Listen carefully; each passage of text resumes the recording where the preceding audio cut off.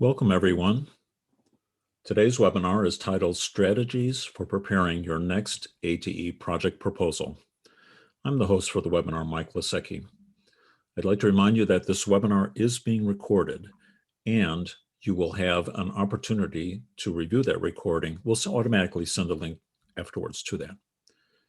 And please let me acknowledge ATE Central for supporting this webinar, hosting this webinar. ATE Central is the resource website for the ATE community, and thank you, ATE Central.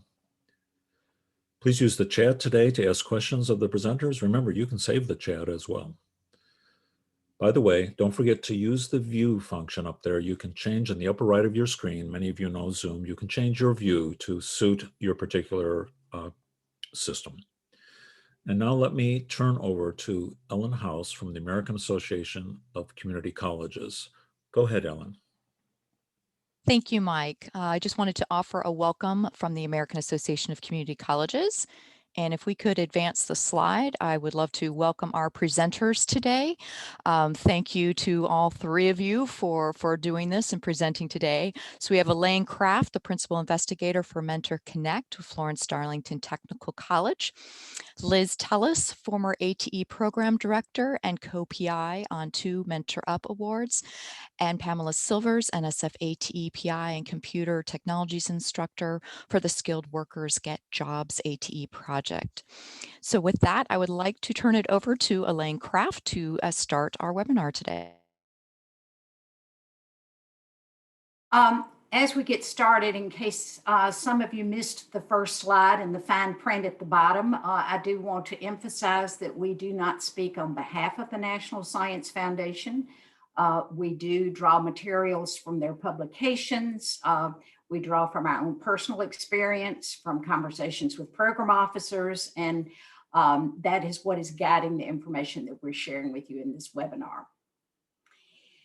The information that we're providing today is targeted primarily to those who've been recipients of a small grant for institutions new to ATE. However, most of the information is applicable to anyone seeking an ATE project grant. You're probably thinking, don't all ATE grants fund projects? Most do, that's true.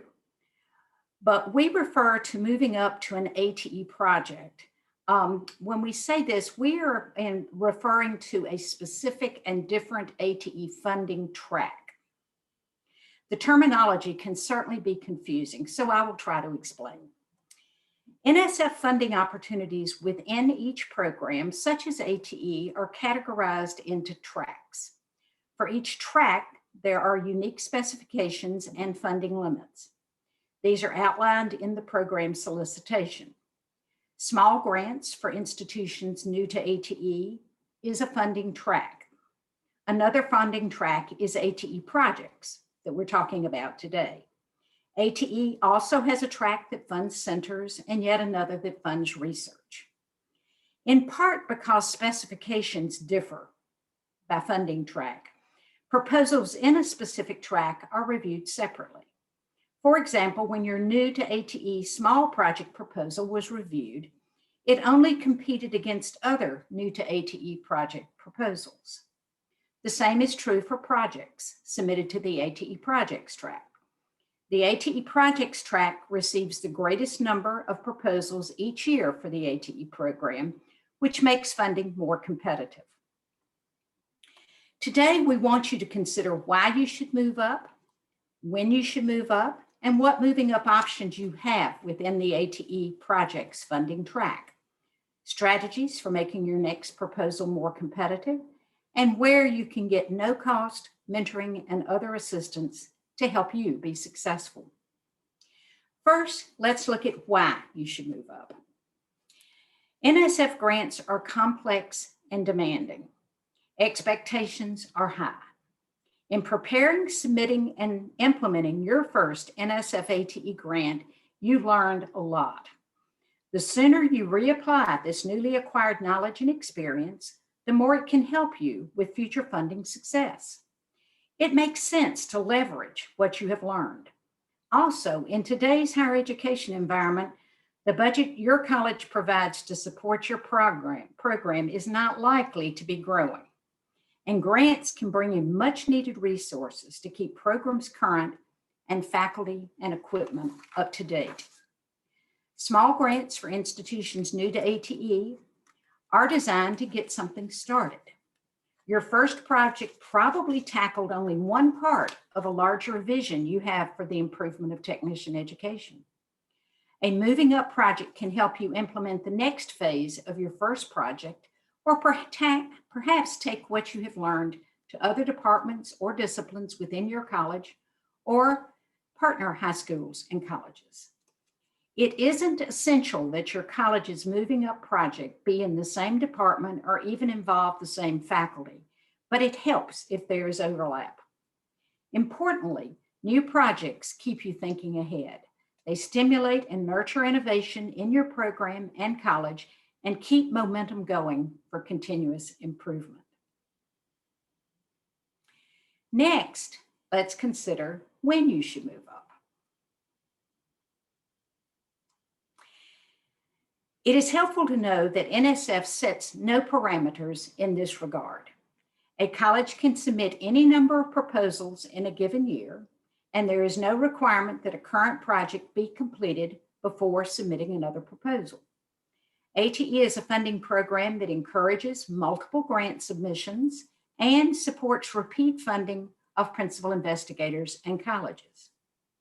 It is important to know, however, that the first requirement in an ATE project proposal is that you report results of prior support.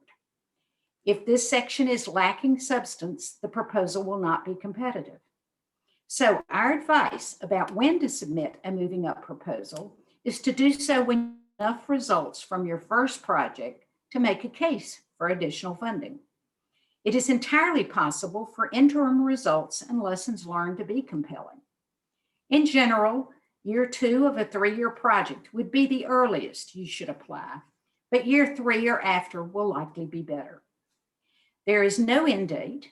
Any length of time can pass before you submit your second grant, but the longer you wait, the more things will have changed at your institution and with the NSF ATE program. This means you will lose some of the value of your previous knowledge and experience. If you wait as long as 7 years to apply for a second ATE grant, you become newly eligible to submit again in the small grants for institutions new to ATE track. This track has consistently had the highest funding rates, so it is an excellent option for anyone who is eligible. In addition to results of prior support, here are some other considerations when you are contemplating a moving up proposal. ATE projects are never solo efforts, at least the ones that get funded aren't. The larger the project, the greater the expectation that you will have partners or more partners and achieve more or greater impacts than with a smaller project. As with all ATE projects, there must be a clear need that your project will address. Very often, new needs or opportunities for improvement bubble up from your current or previous grant work. It is always a good idea to build on what you have done and learned. Follow-on grants are often essential in order to keep up momentum and for the changes and improvements you made with your first project to be sustained. It is all too easy to drift back to business as usual following a grant if you don't have the stimulation of additional funding. Your moving up grant needs to be the right fit within available funding options. Look for the opportunity that aligns best with the technician education need that you have identified, then go for it.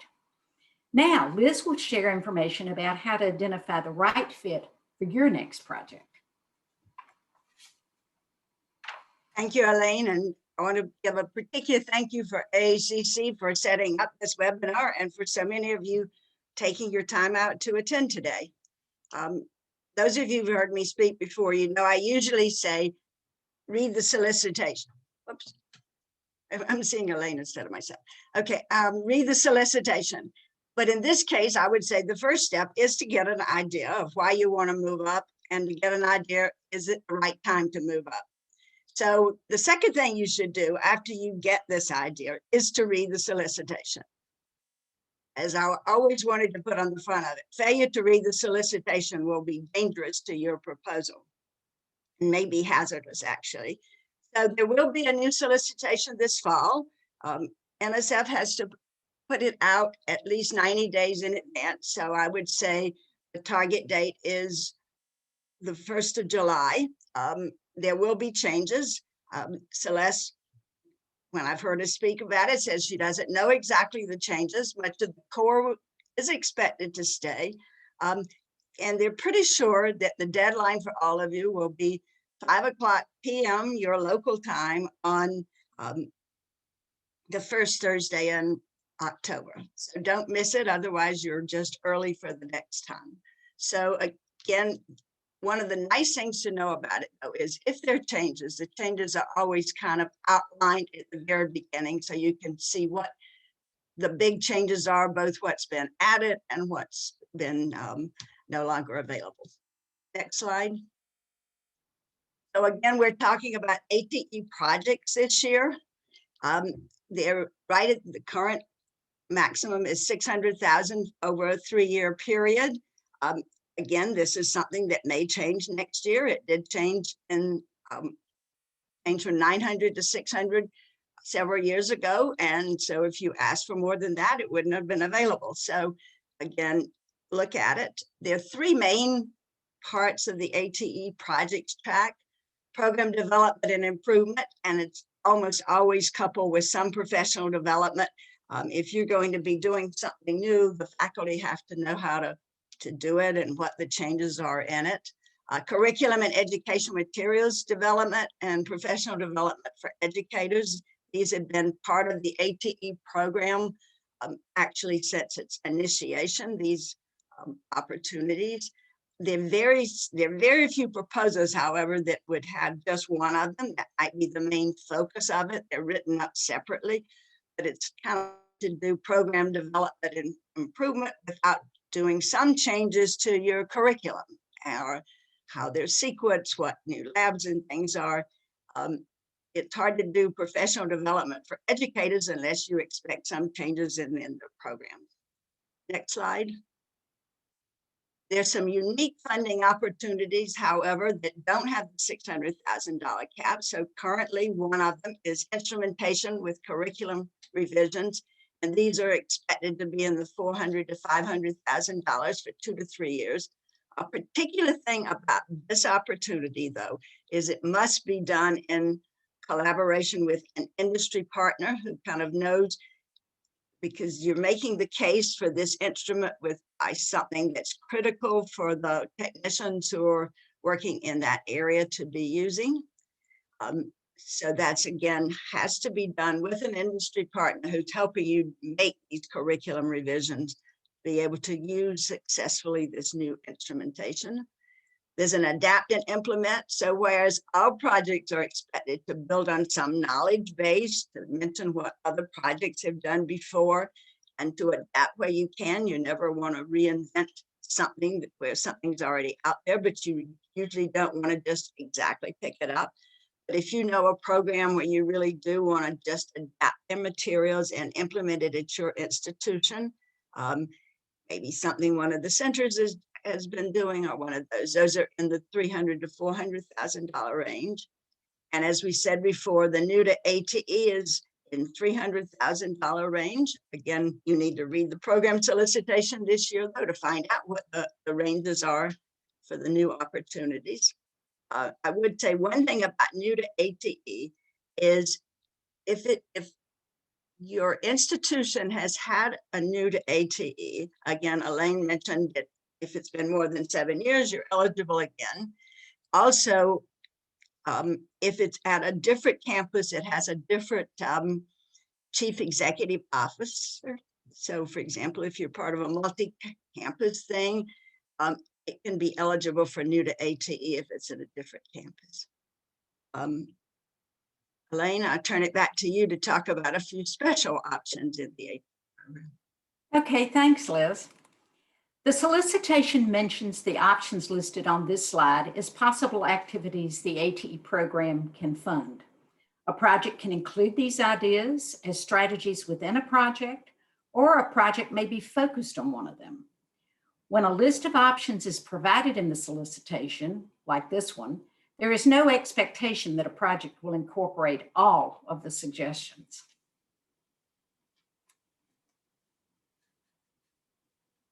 Program development and improvement is at the heart of most ATE projects. The range of activities that fall under this description range from developing new course content to new courses to new equipment, and may include student internships or apprenticeships. It is important to keep in mind that the ATE focus is on 4-credit academic offerings. 4-credit courses developed with ATE grants may find uses in non-credit training. But think of non-credit offerings as being outside the ATE wheelhouse, so to speak. Faculty development should be included in most proposals, as Liz mentioned. Faculty development enhances projects where curriculum is to be updated, new or different equipment is to be incorporated, or teaching methodologies are to be modified or enhanced. Faculty development can also be essential to advance recruitment and retention practices or other elements of program improvement.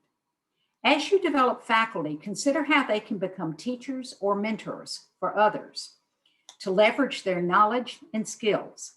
Doing so can develop leadership capacity within your institution and beyond.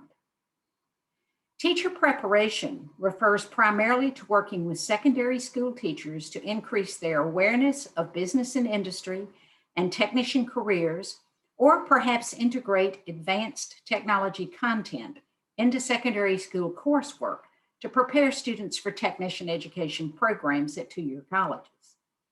On-ramps that encourage and smooth the transition of high school students into technician education programs are important to the ATE program. It can also be important to equip students with business and entrepreneurial skills, which can help them become more adaptable and successful in the workplace. On the previous slide, coordination networks was listed as an option. This option is often misunderstood. We encourage you to talk with a current coordination network grantee if you think this option may be of interest to learn more about it. You will also want to check the new ATE solicitation when it is published this summer to make sure that this is still a funding opportunity. I've talked mostly about the ideas that ATE can fund. Now I want to point out a few things that fall outside ATE parameters. Keep in mind that the ATE program does not fund scholarships for students. Also avoid projects that focus on making broader STEM education improvements and do not have a clear focus on technician education and students in these programs. Also, there are equipment items that are not allowable. I will review these items on the next slide.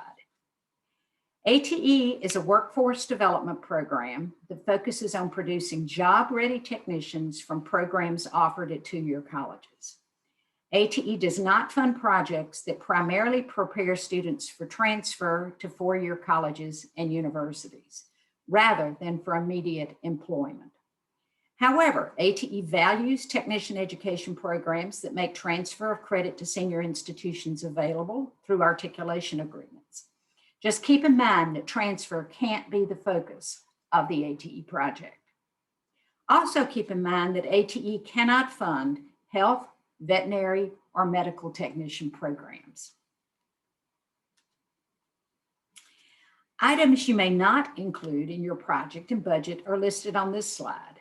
Unallowable costs include such things as equipment and instrumentation that does not significantly improve instructional capability, building or laboratory modifications, installation of equipment, maintenance contracts, mobile units, general utility items, or teaching aids. Now, Pam will give you some pointers about how to get started with your Moving Up grant proposal.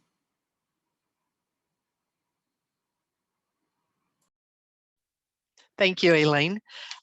Just as when you start any task, the first step in proposal development can sometimes be the most critical. Without a solid foundation, or in this case, a good idea with a good rationale, it will be hard to submit a successful proposal. Your proposal should not just be a continuation of a prior NSF ATE funded project or other projects. Instead, you want to think about something new. What did you do in a prior project, for example, that you were not able to accomplish or had showed you a new direction? For me, our first grant was to recruit more women into the technology programs. We found we were really successful in that, but we were successful with non-traditionally aged students. So it was pretty much students aged 30 or over. When we looked at our program, we were not getting students directly from high schools. So the next proposal focused on what could we do to recruit more high school students into our computer technologies programs. It might also be based on funding that someone received not from ATE or even NSF. You really want to look at your college. What have you done prior? And what is it that you need to do to make your programs even better? And once again, to prepare a more skilled technician workforce. For example, maybe someone in your health department has created a really good program to retain their nursing students, and they have a lot of time that is specifically pointed to nursing students. You might look at that, think about your technician programs and how you could adapt that or what you need to do to have similar successes. Elaine did state that the proposal asks you for your prior support. If you have no prior support from NSF, you can just say no prior support. But if you have previously had an NSF AT grant, you cannot just say, oh, we had an NSF AT grant in 2015. Or you can't just say or list the items that you had in your initial proposal for your objectives. NSF ATE and the reviewers want to know what you achieved with the prior grant, what you had for successes, and what might not have worked.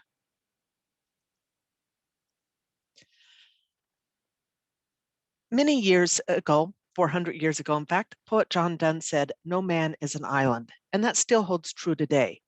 When I submitted my first proposal many years ago, I really thought part of the process was that I needed to go alone. I needed to show everyone how prepared I was to write a grant and be successful.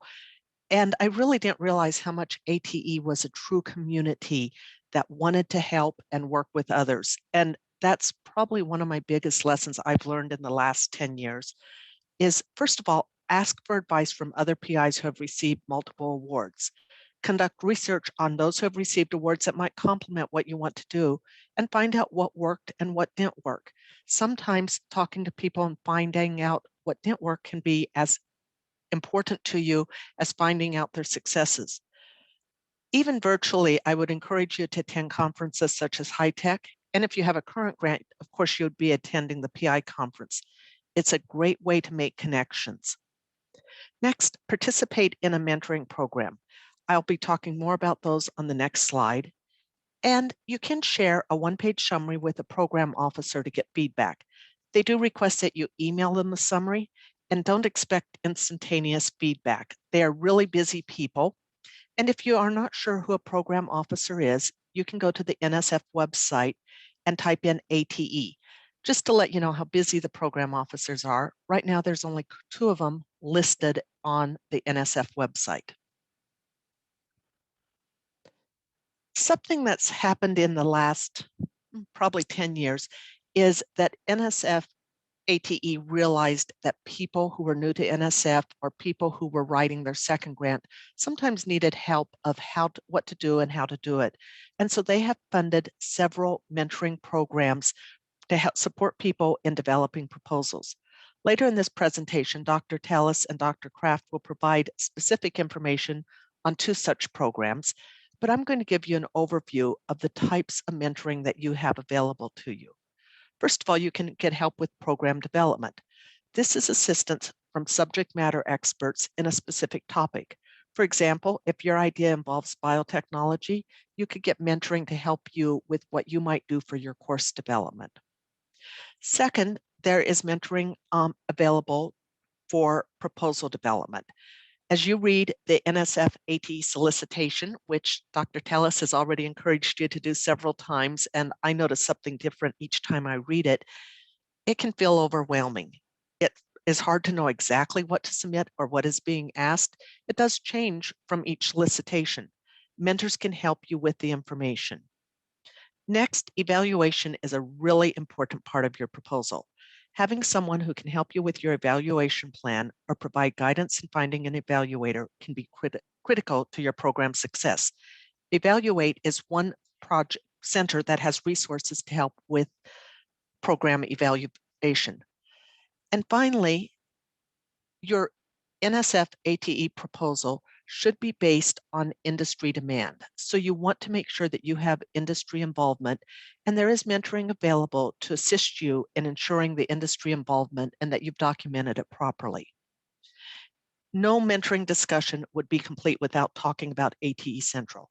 Their site, which was given earlier in this proposal, and I know will also be in the chat room, has a plethora of resources.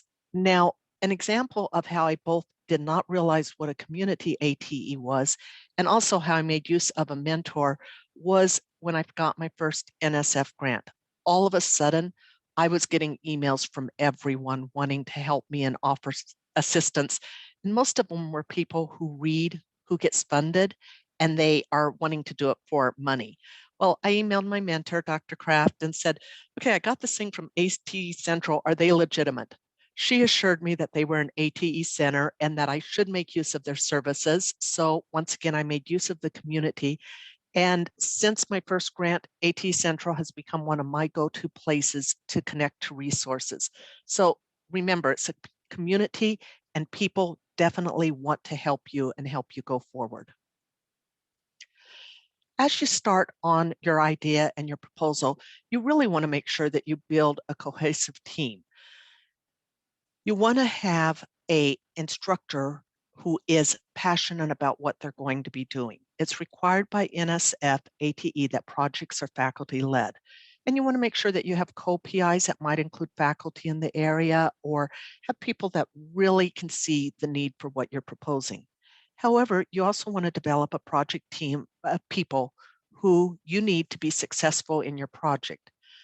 For example, if you are going to recruit students, you want to include someone from student services on your project team. They're already doing recruiting, and you can coordinate or synchronize what your activities are going to be based on theirs. Or maybe you're proposing to have a very specialized learning lab to help your students be successful. Your college probably already has learning labs, and you want to coordinate with whoever's running those efforts to make sure that you're not stepping on any feet, that you're not doing something that doesn't match what your college wants. You do not want to have people on your college upset because you have the grant. You want everyone to be budget. You're going to request funds to support your PI and co-PIs. For example, personnel might receive a course reduction and have part of their salary paid by grant funds. Ideally, the PI and co-PI will have some duty or responsibility removed so they can work on the grant. As a PI, I had a reduction in my teaching load. This worked really well because it meant I wasn't having to work longer days to work on the project. I had fewer classes to worry about. And quite honestly, my students had someone who was teaching the class who was able to focus on the teaching. However, if you're at a smaller school or possibly in a rural area where it's hard to find faculty to teach classes, NSF ATE allows you to include overload pay if it is aligned with the college policy. Overload pay should not be your first choice, but a few years ago, ATE realized that some colleges were not able to apply for grants because they did not have the possibility of having faculty have a reduction in their teaching load. And so overload pay is now allowed if that is needed by your college. One of the first steps you should take after you have an idea is to make sure you have institutional support. This means really looking at your college and partner values and capabilities. You do not want to propose something that your college isn't interested in or doesn't see a need for. Make sure you get the internal approval that you need for your proposal. Now, how you'll get the internal approval will really depend on your college. When I did my first proposal, our college had never had a federal grant before, and it was a really more informal procedure. But now I must first chat with my dean and make sure that she is okay with me looking at a grant. If she okays it, I submit a form to both the grants office and our executive leadership team. If they approve it when they discuss it, they sign a form that tells me I can go forward with the proposal. Again, if you're at a smaller college, it might be as simple as having a meeting with your college president and your supervisor to make sure they're on board. But I cannot emphasize enough, make sure you have approval. I had a colleague who talked to his dean and thought he had approval. 2 days before the grant due date, he went to talk to the president of the college who said, no, I don't want us to do that, and refused to sign off on the proposal. He had worked 4 months on it and was not allowed to submit the proposal. So whatever the process, make sure you do it early in your plan. Make sure that what you're proposing aligns to your college mission and values. Colleges want to engage students, and they want to offer programs that provide students with jobs when they graduate. So in most cases, your proposal will align with the college's strategic goals. Just ensure that your idea aligns with the college personnel that you're talking to, so they see the value of the proposal. Right now, people are very busy. With COVID, they have a lot on their platter. So you want to talk to the administration and explain that what you have proposed matches the goals for the college. And I probably should have put this first, but make sure that you get local economic input, local business input. That is very critical because it is required to show that you're meeting the needs of local businesses. As we worked on the proposal, we came up with, or this presentation, we came up with lots of things that people should consider. So Liz is now going to be talking about a checklist that we developed that has these and a lot of other things included. Thank you, Pam. In preparation for this workshop, we realized that we had a lot more information we kind of wanted you to hear than we could possibly do in a 1-hour webinar. So one of the things we did is we prepared a 6-page checklist. We passed it by NSF, and I can't say they blessed it, but they've at least read it and said they think it's a valuable document. So you can download it now from the chat box. So I would tell you to pay attention to this. It's divided into 12 parts, and I'll tell you in a minute what parts there are. And I would tell you, in addition to downloading it from the chat box now, I would tell you to, you've got an assignment. This is the old teacher in me. It says by next Monday, you should not only have downloaded it, but you should also read it. And the 3 of us, and I think Celeste too, will be available during office hours sponsored by ATE Central next Tuesday afternoon at 3 o'clock Eastern time. You will have to sign up for it. You'll have to register it, and it's kind of a limited number of people. I've forgotten how many, 90 or 100 or something. So, but I would urge you to do that, and feel free to share this checklist with other people. So again, I'd urge you, please. And I'd also want to give a little call out to Pam, because she put her magical creative way of presenting things. And as you'll notice, it actually is a checklist. We can't go through every topic today. This would be at least a 1-hour webinar on its own if we did that. So it's divided into these 12 parts. The first 10 of them are really well, I guess I would say section. The second one through the 10th one are really the sections you will have in your ATE proposal. But before you start, you need to think about it. So we've talked about one of the hints then is to get it. There's 7 hints and before you start, but one of them says, get some feedback from some people. So get feedback from a prior mentor you've had, get feedback from the NSF program officer, or get feedback from one of the mentoring projects. And when Elaine and I talk, we'll talk about the mentoring projects and how you might go ahead and start getting some advice from them now. The rationale is the second part of this. You'll present your results of prior support first, but rationale is really, you need to be thinking about the rationale when you start developing it. So the very first hint in the rationale, and this has come really from reviewers, I would say, we hear it all the time, is that you need to make local and regional rationale for why you need these technicians in your local and regional area. There's no need talking about the national demand for biotechnology students if there are no places in your region where you can go to work. So it's very important there to have that rationale and to explain it. Again, we've put another in the rationale is to talk about the strategic impact on the college and on the local community. So it really is that, and it does need to be about technicians. The next section is about results of prior support. And there we talk about that you really need to talk about what the project did. A big mistake a lot of people make is instead of talking about what the project has actually accomplished, they just kind of repeat what was in the prior abstract of what they were going to do. So this section should be written as what has happened, okay, and what is happening now and how you've learned on that.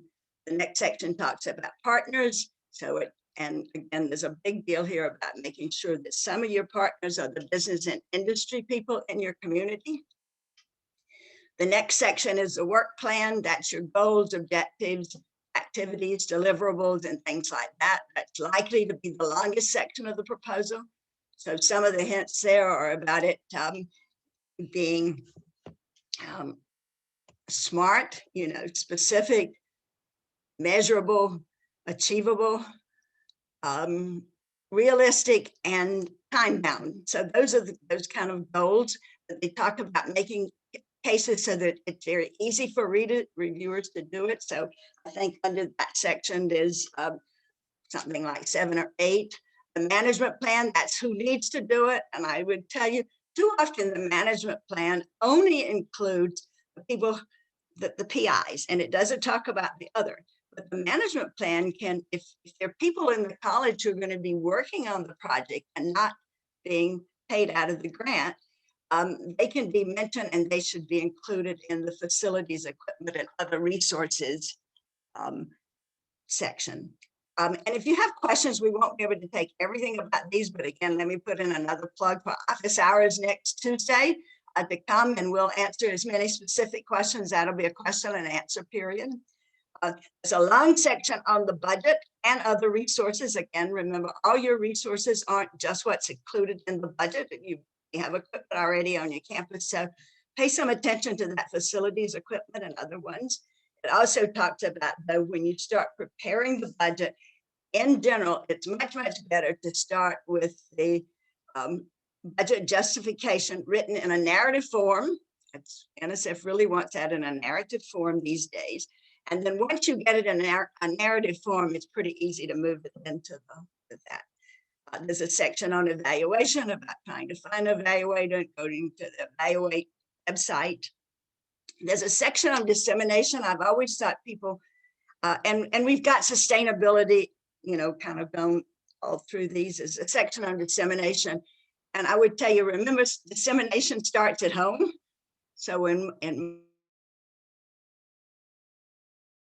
your campus and on your college, make your administrators feel good about this project, something they want you to do. There's a section in there on items to avoid. So make sure you don't put things into the supplementary documents that aren't allowed. That's likely to get it sent back without reviews. And then finally, there's just a section on check before you submit. That's things about font sizes and making sure that you just check all the things. So we hope you'll find this a valuable document. I would say we spent a considerable amount of time on it to try to make it valuable. And I would say a good 90% of it is applicable to anybody, whether you've had a prior grant or not. There's just a little extra emphasis about prior work and prior support. Again, come to office hours next week. Okay, next slide. So just 4 items about moving up success. I would say if you're going to be a PI, have a passion for it. Don't just do it because the money's available. I keep remembering a grant my college got written by somebody, and we're not even quite sure who wrote the Department of Labor award, but we didn't even have the program on the campus, and it ended up taking up a whole room for 3 years until some of us went after it. So make sure it's something you want to do. Okay, so don't do it just because, I guess I would say that. Although I would say one time my dean really wanted something done. And so I developed a passion for it and I helped him tweak it how I wanted it. It brought me a lot of recognition with my dean by being willing to do something that he thought was important. And together we actually worked together. The next one is be sure it's something you and your college want. I'm not quite finished with the one before. You and the college want. Make sure you've got some co-PIs on board. It's just more fun if it's a team. A project that's just a single person out there working is just not as much fun or as interesting as that. And then for the ATE program, it's actually crucial that you've got business and industry on board. And as a hint back in those strategies for success, and the checklist, it says in the proposal itself, mention those people by name, okay? And you can include them if they're not being paid on the grant. You can include their names not only in the proposal itself, but back in the facilities, equipment, and other resources, because they're a tremendous resource for your project. Elaine? The 2 guiding publications for all ATE proposals are the Program Solicitation and the PAPPG, the Proposal and Award Policies and Procedures Guide. Liz talked earlier about the ATE Solicitation. I will make a couple of comments about the PAPPG. The PAPPG edition in effect at this time is NSF number 20-1. The PAPPG is typically updated annually. However, a 2021 edition has not yet been announced. As is the case with the solicitation, it is critical that you refer to the current version of the publication. Things change with each new publication.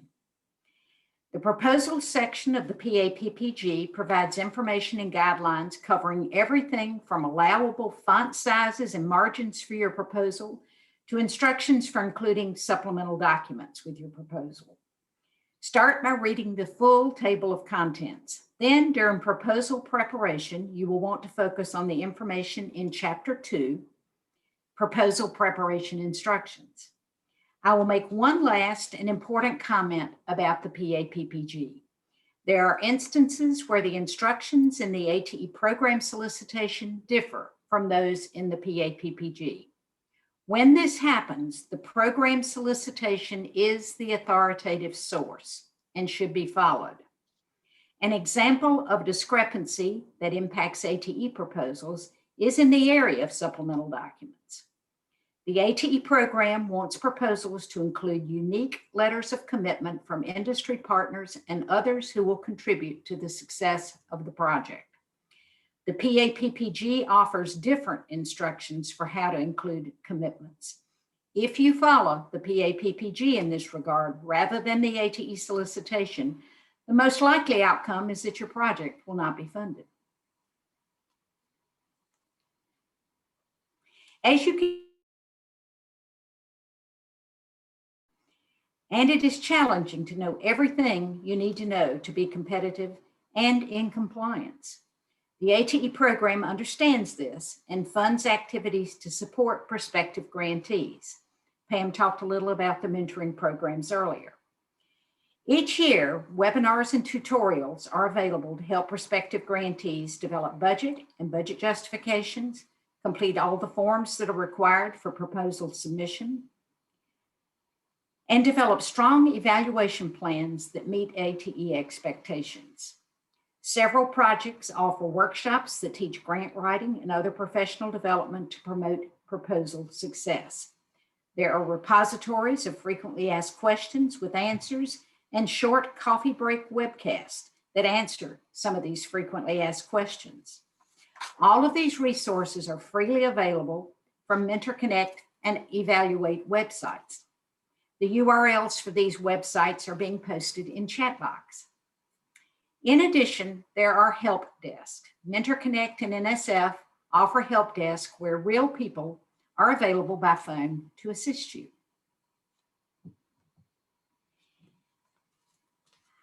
Ellen, I think we'll turn to you now and see if we have a couple of questions from our participants that we might answer before we move into telling them a little bit about a couple of mentoring initiatives. Yes, thank you, Elaine. And I believe we also have Celeste Carter with us. So I don't know if she would like to come on for a few moments to address a couple of these questions. Celeste, are you available?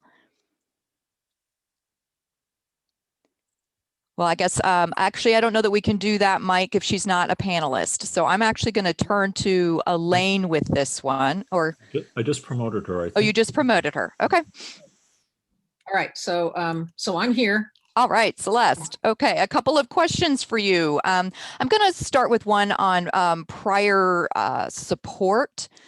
Let me see if I can find that. So related to the prior support section, is prior support only relevant if the new project is in the same focus area or field? So if you're doing something on automotive technology, say if you have an award in automotive technology, but you're writing a proposal in robotics, do you still need to list the results of that automotive technology project? Well, given that example, since robotics are definitely used in automotive technology, I would think that there may have been lessons learned from your robotics project that will basically inform the new project. So that's kind of the way to think about it. I think what you don't want to do is say, well, boy, my institution has had 15 different ATE awards over the years. Am I supposed to list all 15 of those? And my response to that would be no, unless there's say a subset of those where you learn something about having a successful project, be it in recruitment and retention of students, be it in working with your industry partners, whatever it is, that you would like reviewers to know you have that expertise that is going to be used in this new proposal, the new project that you are proposing. So I think I would look at it that way. And I would just highlight too, again, please don't just copy your project summary from a prior project. You know, it's always kind of a red flag to reviewers and to program officers when we say, oh, well, look, here was something that was funded in 2016 and it's 2021. And they're saying, we will develop a new program in. Well, if you hadn't developed it yet, there's something pretty wrong with having funded you in 2016 to develop a program. So think about things like that. You can make it concise. You can make it fairly short. You could say, goal of this 2016 project was to develop a new program in data analytics. The program was developed. It is actively running. X number of students have gone through and we still have industry support. That maybe that's all you need to say about it. Great, thank you, Celeste. I'm going to see if I can get in 2 questions about the instrumentation with curriculum revisions track. So is this a good option to build on a new to ATE project if equipment is a large need and an industry partner is secured? It definitely can be, but remember the equipment, requesting just equipment, there's an explanation in the solicitation that says your industry partners actually come to you. Let's use automotive technology. And you've had a robust automotive technology program that has supplied industry with highly valued entry-level technicians for quite a few years. And your industry partner comes to you and says, you know what?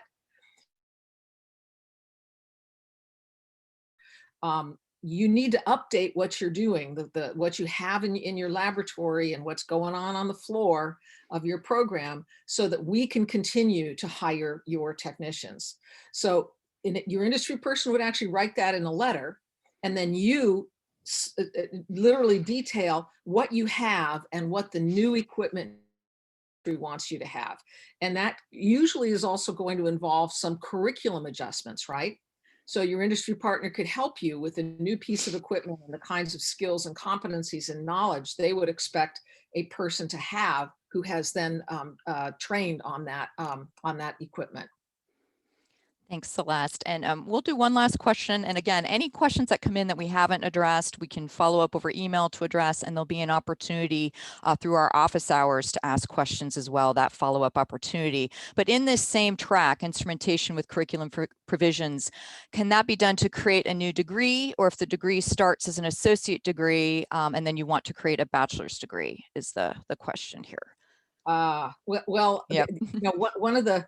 One of the tough parts about that question is the skilled technical workforce, which is what ATE supports, is not a baccalaureate degree granting program per se. So that's something that's actually in trying to work on the revision of the solicitation, that's something we're actively trying to grapple with, is that by developing a 4-year applied baccalaureate, you just put yourself out of the ATE framework. The skilled technical workforce is generally accepted as you need more than a high school degree, but less than a 4-year degree to be termed a highly skilled technical worker. So that one is kind of a tough one. And the equipment one is not meant for new programs. The equipment and resources there is meant to support people. Say, I'm trying to think of one. Maybe somebody has come to your industry partner has come to you and said, wow, I just heard a presentation from Amatrol. They've got this incredible line of trainers. They've got all this stuff going on. Could you use some of those in your existing program, because it would provide more knowledge and skills that we want to see in our entry-level workforce? That's the kind of thing that you want to think about. Great. Thank you, Celeste, and thanks for popping on to answer a few questions. I'm actually going to advance us forward because I know we also had questions about some mentoring initiatives, and I'm going to ask Liz Tellis to start to describe some of these opportunities. Thank you. Thank you, and thank you, Celeste, for clarifying some things. So I'm going to talk about one of the mentoring and this is called Mentor Up. I am a co-PI on this. Karen Birch is the PI on it, and Kathleen Alfano is the co-PI on it. I will tell you this Mentor Up is for projects, but it's for any type project. It's not, it can be new to ATE. I would say about 25% of our attendees are new to ATE. The other, it varies by years. It can be projects that you've in other departments. It can be ones where you want to move up, but again, it is focused on the project track, both the new to ATE and the other, not the centers. Okay, so next slide. I'll tell you a little bit about what's it doing. It's really, and we say it's to increase the number of competitive proposals, but these mentoring projects are not really as much about proposal. You need the number, but they're really project development. Okay, associated with it though will help you write a competitive proposal, so it will be much more fundable, and then you'll have the money to be able to do it. We're finding that we've got every year that our success rate is somewhere around 60%. It's not as long a mentoring kind of thing as Lanes and Mentor Connect, but that's what it is, because it has about a 6-month time frame for development of it, but it's really to increase some of the knowledge. What's involved? We want a 2-person faculty team, although one faculty could be your faculty, and you could have a student support service if that's what you're doing, or a high school teacher if that's your real partner in it. But we do want a faculty team. We have a strong preference for at least a 2-person team. They can be supported by a grant writer or an administrator. And then as soon as we accept you and make sure we've got a mentor, we will assign you a mentor. We'll make sure all the mentors are assigned at least by May 1st, but we've already assigned mentors for some of the ones we've already supported for this summer's. So what's included in this? You get about a 2-month to 3-month pre-workshop support from your mentor, where you start working with your mentor right away. You get a 3-day workshop. This workshop this summer will be virtual, still due to COVID. We're funded for, the new project is funded for 4 years. So we're hoping that in 2022 will actually be in person. You get a lot of and it's hard to say that, post-workshop support. Last year we had 5 follow-on webinars that focused on particular things like what are all the parts for an ATE proposal, what are all the forms you have, a budget one, evaluation one, and so we provide those follow-up short webinars. And then we give you continued support during negotiation. If NSF sends you questions, we'll work with you to help answer the questions. And if by chance you are not supported, we'll work with you through a resubmission. Next slide. So what do we do? Again, it's any project proposal that you've got, we'd be happy to consider you. The registration is opened January 15th. We hope to fill up the workshop no later than April 1st of this year. Certainly anything before April 1st was clearly be given, but we do anticipate probably being full by April 1st, but I would encourage you. The workshop date is June 14th to 16th. That's when we'll be doing it virtually. By Zoom is what I'm sure we'll use. You get the stipends of $500 for each of 2 faculty members following the workshop, and another $250 when you submit in October. So what do you do to apply? Okay, so you write a 1-page project description and you can submit it to the website. You have to have a letter from your administrator, because remember, we keep focusing and saying it's important that this be something important to your college. So you have to have a 1-page support, or a 1/2 page, whatever, just saying the administrator supports it in the name of 2 faculty members. And it's very easy. Who do you submit these things to? You submit it to atementorup.org. If you'd like to have some of the ones when they get submitted and they're not exactly right, I usually do a follow-up with the people who are submitting to kind of tweak it to make sure it fits the program better. I'll put my name in the chat. I'll put my email address in the chat box, but once I get off, and you're more than welcome to send me a quick email. I'm also willing to have some short teleconferences, or if you set up a Zoom or something, I'm sure we could arrange to have something if you want me to talk with one of your teams about the possibility of attending the workshop this. So I'm hoping you're all interested. You were interested enough to attend this webinar on a nice day. So again, we strongly encourage you to do this. And if you don't do it this summer, we'll see you next summer. Elaine, you want to talk about Mentor Connect now? Thanks, Liz. Mentor Connect is a mentoring program for which I serve as the principal investigator. Mentor Connect is funded by ATE, and we began in 2012 helping prospective grantees develop small grants for institutions new to ATE. We work with 20 to 22 new to ATE colleges each year. To date, we've assisted 165 colleges, and you can see that we've had a success rate that has been good for these colleges. Any of these mentoring initiatives are going to improve your success rate, I can tell you that. And we also prepare mentors through a Mentor Fellows program. We've prepared 22 mentors who are working not only for Mentor Connect, but for some of the other mentoring initiatives at this time.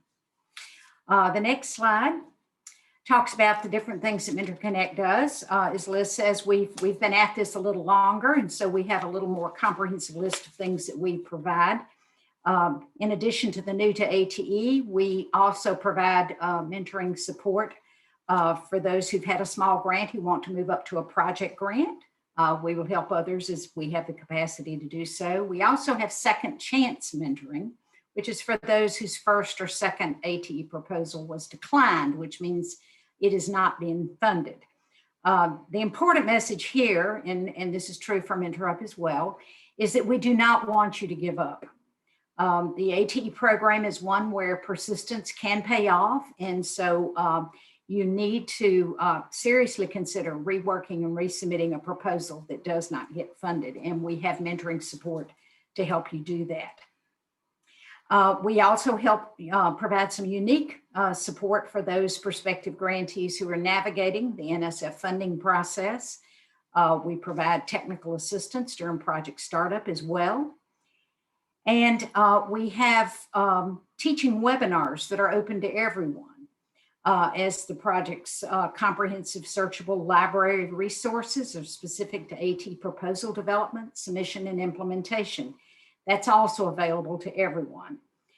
We encourage teamwork, and we include grant writers and administrators in all of our mentoring services. Our help desk is here for you. We collaborate with the other ATE funded mentoring initiatives. For this reason, sometimes Mentor Connects is a good place to start.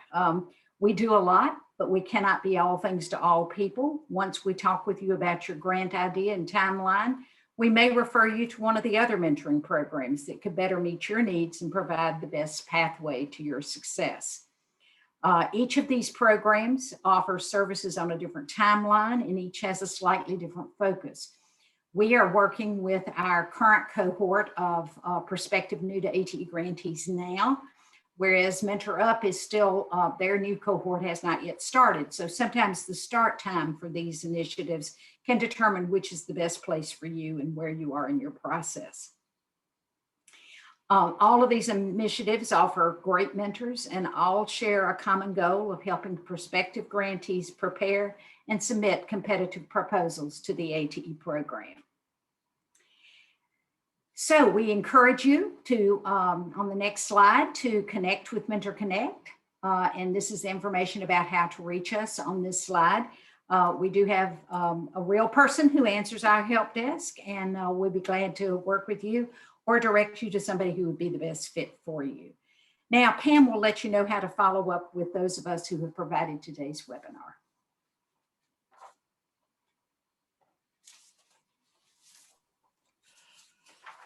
Having the slide show up and unmuting myself showed multitasking, I guess.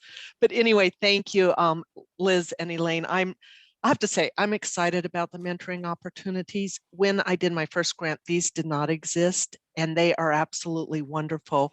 If you have any questions for any of us, we've included our emails here, and please feel free to email us. And if we don't have the answers or something, we can direct you to the right person.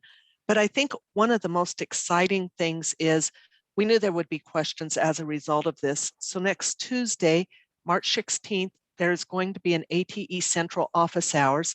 And this almost feels like it's a present for you or a surprise, because the only people who are going to be invited are people who attended this webinar. So if you knew someone who signed up and they didn't attend, they're not getting an invitation.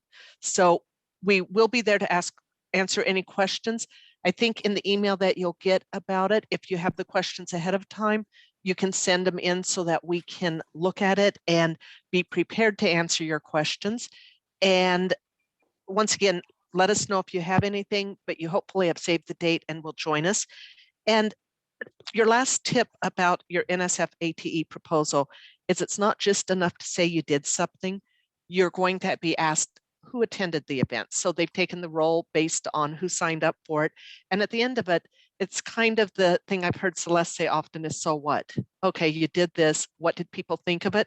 So we are going to have a survey that we want you to complete. And Mike is going to come on now and talk about how to complete the survey and any close-up details. Thank you, Pam. Yes, Dr. Carter asked me to ask you who is not going to complete the survey. She would like to know that. I'm just joking. So folks, as you exit the webinar, a new browser window will open up with the survey, and it's just a couple of brief questions. We appreciate your doing that. This officially ends the recorded section of our webinar. I'm going to stop the recording right now, just a moment.